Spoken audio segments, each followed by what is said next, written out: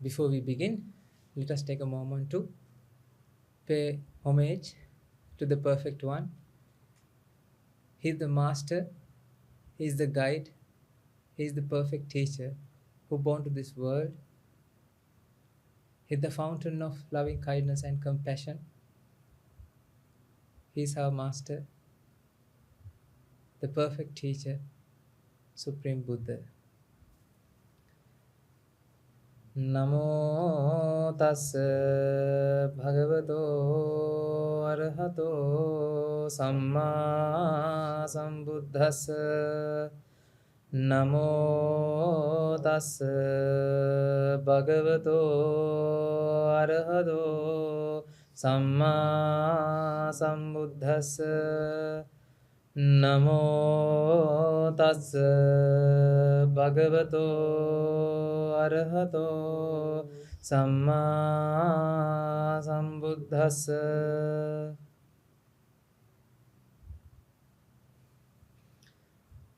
Hope you all are having good time. So, last couple of weeks we have been discussing about the merits, and I remember that I discussed and I asked you to involve in merits. For what? Because that will guide you to understand the Dhamma. In order to understand the Dhamma, ladies and gentlemen, you need to have all the merits.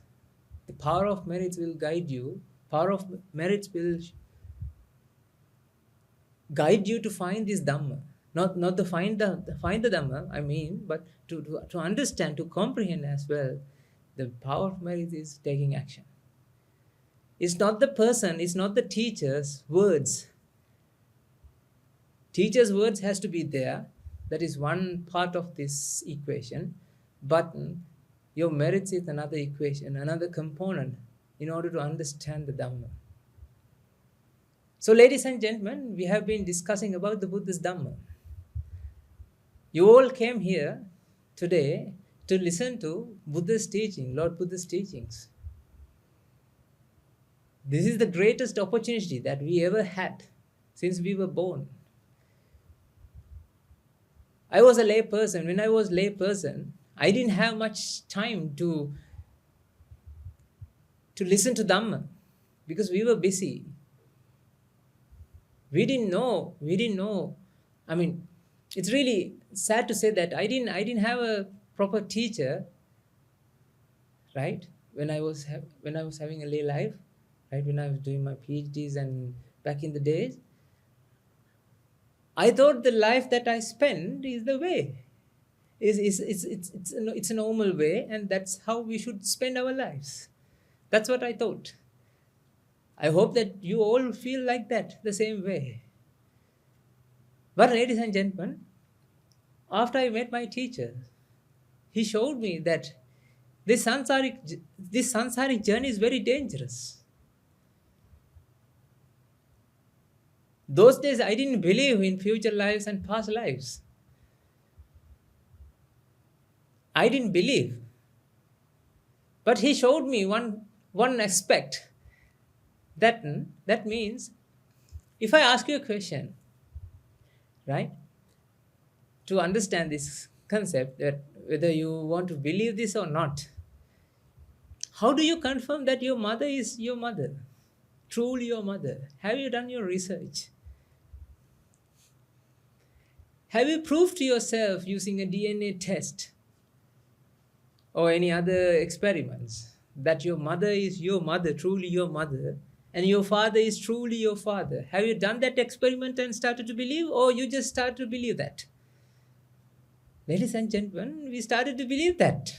These are the two faces that you first saw when you came to this world. Then you started to believe that these are the people who protects you. Isn't it? This is the way that you define that he is mother, he is my mother, and she is my mother, and he is my father. Because you feel comfortable when you live with them. That's what you felt. Go back to your childhood memories. You can understand what I'm saying. When they introduce themselves, son, me, mother, here, mother, who, mother, you just start to believe it.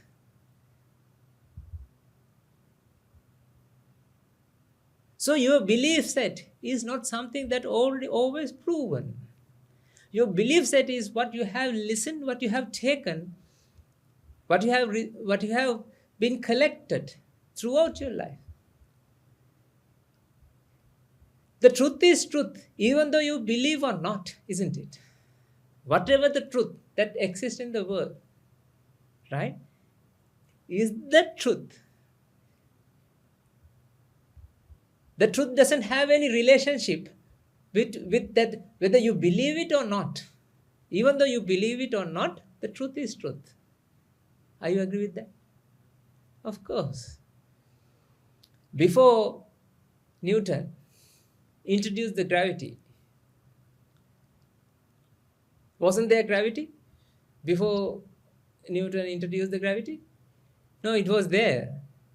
The attraction forces were there. It's not an invention by Newton. So Isaac Newton, isn't it? He introduced a concept called gravity to explain that the gravitational force, whatever the attraction force, that attraction force was there even before he introduced. The best example my teacher gave to me in one of his sermon, that in 400 years ago, nobody believes that there are microorganisms. When people started to develop microscopes, then they realized, okay, there are microorganisms exist in this world. But before 400 years, if somebody told somebody, right, there are microorganisms, then they might say, oh, you're crazy. The living beings are big living beings. There are no microorganisms.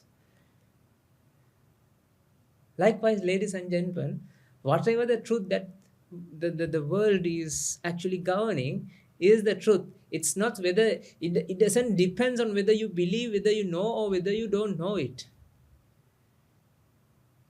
Lord Buddha found the ultimate reality of this world. What do you think? Lord Buddha found ultimate reality. What is real? What is unreal? What is the fallacy? What is the reality? That's what Lord Buddha discovered and Lord Buddha introduced to this world. That's why at the beginning, the first video that I showed you, that you have to be open-minded, be like a child, and be honest when you are listening to these talks. Believe me, ladies and gentlemen, this samsaric journey is so dangerous. You don't know the things that are happening to you, how these things are happening. Don't come to this concept that there are random events exist in this world. There are no random events, ladies and gentlemen. Every event that happens in your life, there's a reason. There's a very reason that you can't see, that you can't perceive, you can't feel it. There's nothing thing called random events. As a scientist, right, we believe that there are random events. But the thing is, ladies and gentlemen, it is not random. If you don't know how to explain the concept that we call it random event.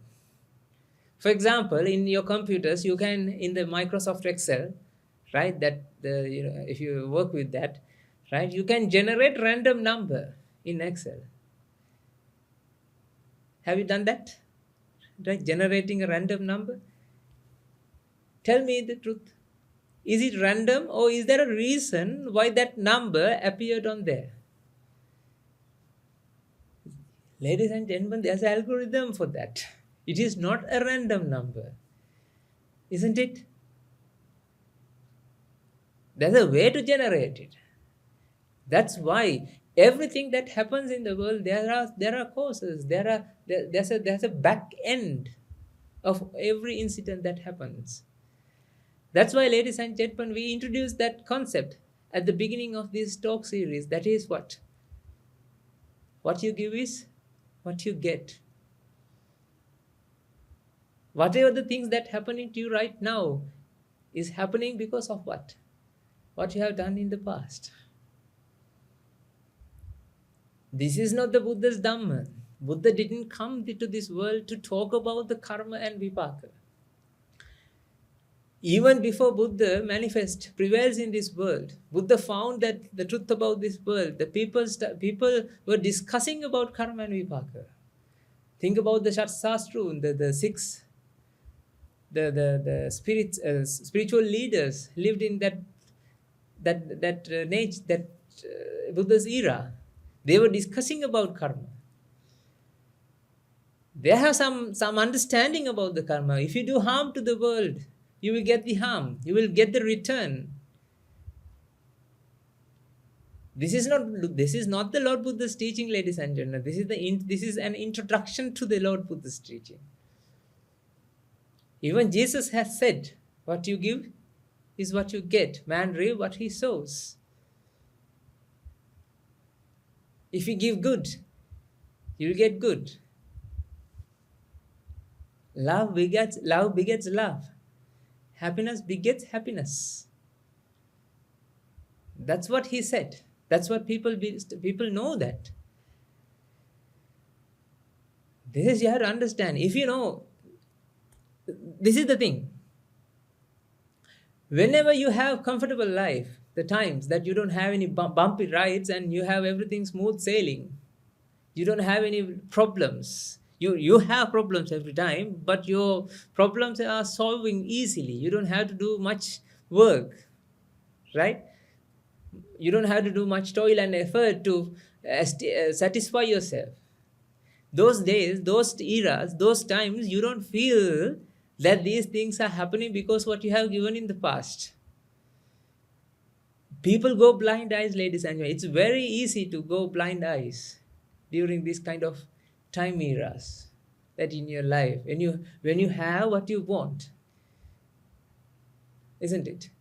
You go blind eyes and you can do many bad things to this world. I'm not particularly saying this kind of people or this kind of people, but everybody in this world is doing sin. It's commits in sin. They do wrong things to this world, bad things.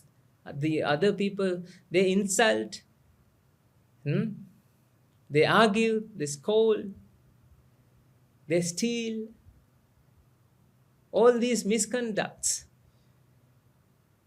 manifest in this world because of the mental pain, mental pressure that you all experience. Ladies and gentlemen, it's very easy to commit sin rather than a good deed.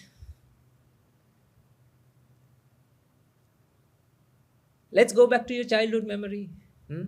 If your friend or whoever that in the classroom, if he brought a special pen or special whatever, let's say a pencil or eraser, how did you feel? If you don't have money and if you don't have way to buy that, what's the easiest way to get rid of this mental vexation? Steal it. That is the very easiest way. That's why people steal. Actually, the people who are in the prison, that you might feel that they are very thugs and they are very hard people. They are very tough people, right? Who kill and who do commit sin to this world. That means they are very tough people. But to me, ladies and gentlemen, they are not tough. They are very innocent. They cannot tolerate what their mental pain. That's why they always tend to do the easiest possible pathway to get rid of the mental pressure. Do you agree with me? That is the very reason all the people in the prison, they are not actually thugs. They are not actually hard people. They are very innocent, very intolerable. This is what you have to understand, ladies and gentlemen. It is completely opposite to what you are thinking, what you have been thinking so far. Reality is completely opposite to what you have been thinking. You might feel sometimes doing misconduct to your company, to your employers or employees. Depends on the other side. It doesn't matter. If you steal something, if you do harm to the society, if you make using others' energy without the fair policy, right? Without giving whatever they deserve, right? If you commit this kind of activities, I mean, this moment you have all the wealth and everything because of the what you have given, right? At this moment, right? When you are doing things, when you involve in misconduct, what will happen? Now you are creating an environment to receive this kind of results. Ladies and gentlemen, it's very sad situation. It's very dangerous, this sansaric journey. The thing is,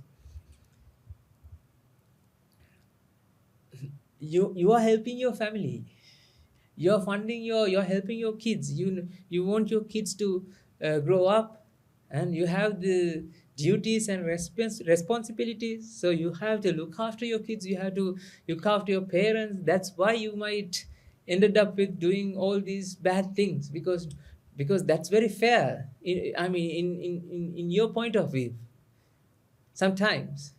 But ladies and gentlemen, whatever the activities, whatever the sin that you involve in, you are the one, think about this, you are the one to face for that. Nobody will come. Your kids, they won't be with you to share that, whatever the result that coming to you, right? They won't be there to share with you. For example, if you have a leg pain right at this moment, let's say something had happened, you met with an accident. If now you have a leg pain, can you share this pain with somebody else? Can you share? No, ladies and gentlemen. Let's say you're sad, so sad because your mom passed away. Now you feel sad. Can you share this sadness with somebody? No, ladies and gentlemen, you can't share actually. That's what you have to understand. You can't share this. You are the person who has committed these things, so you have to face the music. You have to face it. That's why Lord Buddha say, Kamma sakomi, kamma dayado, kamma yoni, kamma bandhu, yang kammang karisami, kalyanang va papakanga, tassa dayado bhavisameti. The beings are dependent on the karma. Totally dependent on the karma. Dependent on what they have done in the previous.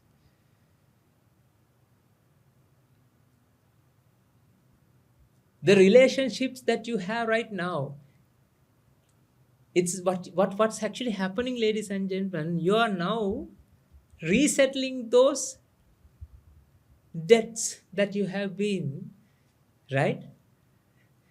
I mean, this is very funny. You think that your kid is precious to you, right? But ladies and gentlemen, I'm telling you, your kid is not born to you just randomly. It happened because there's a reason. That's why you're paying. Throughout your life, what you're doing is you're paying that debt. But the thing is, in order to pay that debt, now what you're doing, you're making another connection with other people. If you do bad things to the society to feed your kids, right? If you do bad things, if you commit sin, if you make other people angry, if you do wrong things to the society to nourish your kids, then what will happen? The people who do the wrong thing, they will come to you as a kid, as your child in the next lives. So you have to pay that debt again.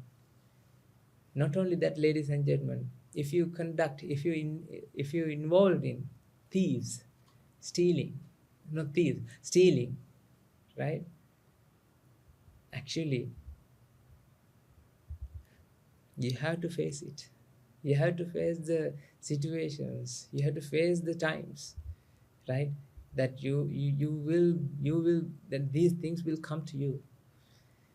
This is very dangerous, ladies and gentlemen. Nobody knows about this. It's when you look at from the broad picture, like a drone shot, then you can see that.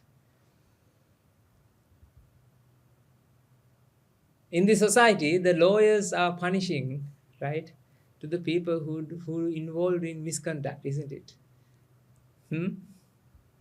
If they can understand the big picture, then lawyers won't do that.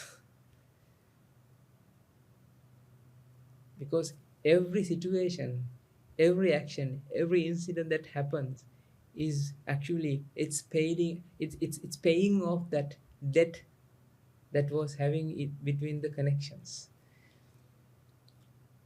Look at your wife, look at your husband.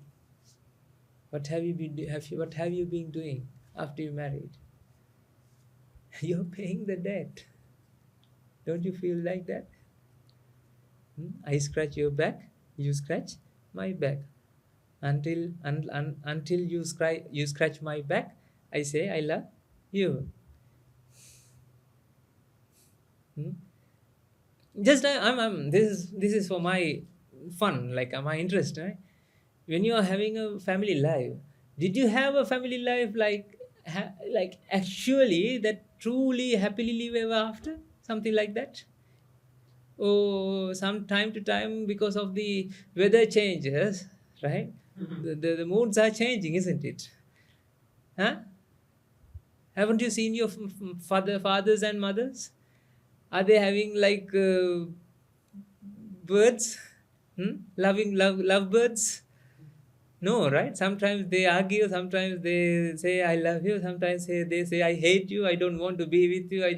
I'm going out of this, huh? And I'll kill you, and like that, right?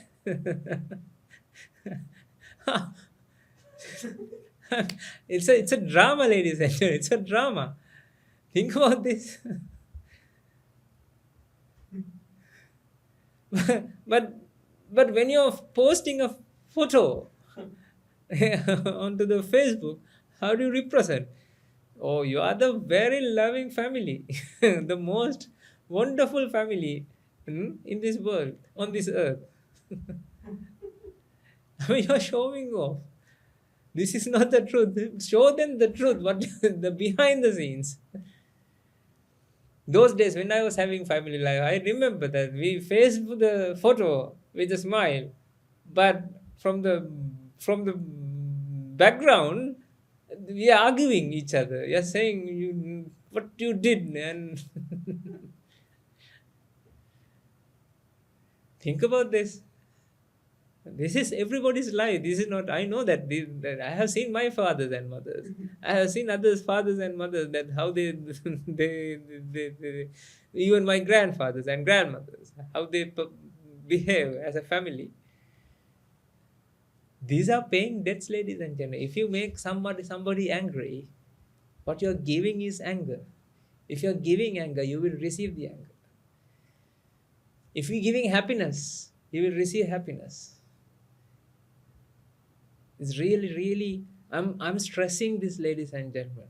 It's not a simple thing to live this sansaric journey. It's not a simple thing. You have to finish this. You have to finish this journey. If you finish this journey, then you would be able to rest in peace. Otherwise, rest in pieces. Not peace. Think about this. This is not a simple thing. This is not a simple thing. Everybody has the connections that the connections that you're having with all these people What you're doing is paying this debt and making another causes, another reactions. But the thing is, because of the ignorance and attachment, because of the problem in your mind, that we will discuss these things in the future. Because of the problem, because of that you don't understand the truth of this world, because you don't understand the big picture of this world, then what happened? You don't know. I mean, you can't say sorry. Sorry, I didn't know. Okay, if you go to a foreign country, right? This happened to me, right? When I first went to Australia, and I parked in a somewhere, and I got a parking ticket, right? Then I said sorry, I didn't know that. I mean, I remember that parking officer said it doesn't matter, so you have to pay that.